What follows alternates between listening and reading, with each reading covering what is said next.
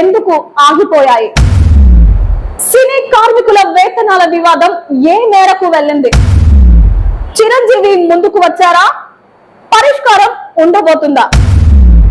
గత 10 ఏళ్లుగా దేశ చలనచిత్ర పరిశ్రమను, ముఖ్యంగా టాలీవుడ్ ను మామూలుగా కాదు విపరీతంగా డామినేట్ చేస్తున్న విషయం తెలిసిందే. కథలు, టాలెంట్, డైరెక్షన్, కలెక్షన్లు అన్ని బేస్ చేసుకొని టాలీవుడ్ దేశాన్ని షేక్ చేస్తుంది.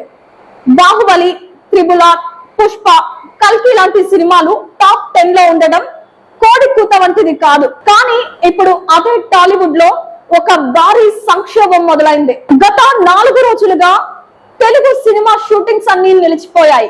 కారణం టెక్నీషియన్లు, కార్మికులు, అసిస్టెంట్లు, ఫైట్ మాస్టర్లు, కెమెరామ్యాన్లు, డాన్స్ మాస్టర్లు వీళ్ళంతా రోజువారీ వేతనాల్లో 30% పెంపు కోరుతున్నారు.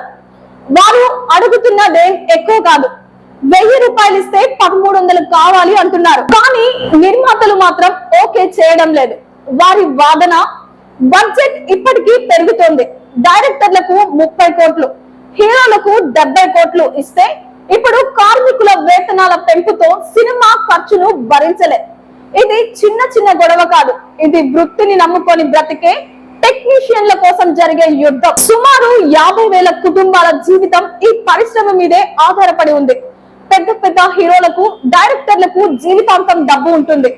కానీ ఒక అసిస్టెంట్ డైరెక్టర్, ఒక కెమెరామ్యాన్ అసిస్టెంట్, ఒక లైట్ మ్యాన్ వీరికి రోజు పని చేస్తేనే భోజనం ఉంటుంది. ఇప్పటి వరకు పరిశ్రమలో ఇలాంటి సమస్యలు వచ్చినప్పుడు ఒక సీనియర్ నేత వచ్చి పరిష్కారం చూపేవారు. గతంలో దాసరి నారాయణరావు గారు, ఇప్పుడు చిరంజీవి గారు. ఇప్పుడు కూడా అలాంటి నాయకత్వం అవసరం. టెక్నీషియన్ల నుంచి, నిర్మాతల నుంచి, డైరెక్టర్ల నుంచి, హీరోల నుంచి ప్రతినిధులు కలిసి మాట్లాడాలి.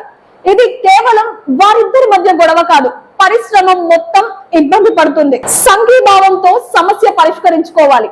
అంతే తప్ప పక్కబాటలు ప్రయోజనం ఉండదు. చివరికి చెప్పాలంటే టాలీవుడ్ దేశాన్ని గర్వపడేలా చేసిన రంగం. అందుకే చిన్నపాటి సమస్యలను పెద్దయ్యేలోపు పరిష్కారం వైపు అడుగులు వేయాలి. వేతనాల సమస్యకి, గొడవలకి, నిరసనలు అంతం పెట్టాలి. కార్మికులు గెలిచినా పరిశ్రమ గెలవాలి, నిర్మాతలు గెలిచినా పరిశ్రమే గెలవాలి.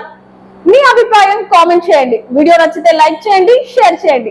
డార్క్ ఫోకస్ ఛానల్ ని సబ్స్క్రైబ్ చేయండి.